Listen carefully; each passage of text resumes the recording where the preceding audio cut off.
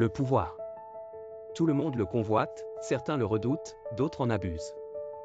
Mais au fond, d'où vient-il? Naît-on avec ce pouvoir ou est-il le fruit d'une quête incessante, façonnée par l'expérience, la ruse et la domination? Décortiquons ensemble cette énigme. Le pouvoir, c'est avant tout la capacité à influencer les autres. Que ce soit par la force, par la persuasion ou par l'autorité, c'est ce contrôle qui permet à certains de s'élever au-dessus des autres.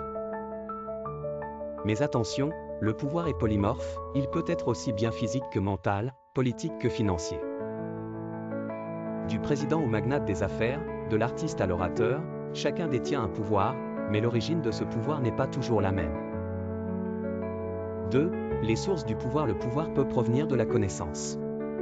Qui détient l'information, détient la clé.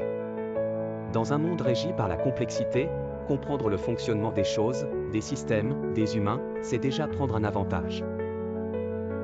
Comme disait Francis Bacon, la connaissance est pouvoir. Mais ce n'est pas la seule source. Le pouvoir peut aussi venir de l'influence.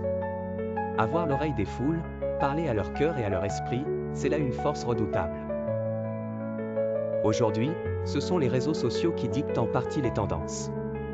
Celui qui contrôle l'attention des masses, contrôle leur comportement. Et bien sûr, il y a le pouvoir économique. L'argent, comme carburant des décisions, comme instrument de contrôle. Ceux qui possèdent les ressources financières façonnent le monde à leur image. 3. Les pouvoirs invisibles. Cependant, il existe un autre pouvoir, plus subtil. Celui que nous ne voyons pas, celui qui agit en silence, le pouvoir psychologique.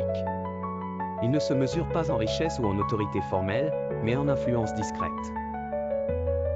C'est l'art de manipuler les esprits, de connaître les faiblesses des autres, et de les exploiter pour arriver à ses fins. Des personnages comme Ayano Koji de Classroom of the Elite, ou Johan Liber dans Monster, maîtrisent cet article. Ils n'ont pas besoin de forcer les autres à obéir. Ils créent des situations où les gens obéissent volontairement à leur volonté, sans même en être conscients. Alors abonne-toi pour ne pas rater la suite.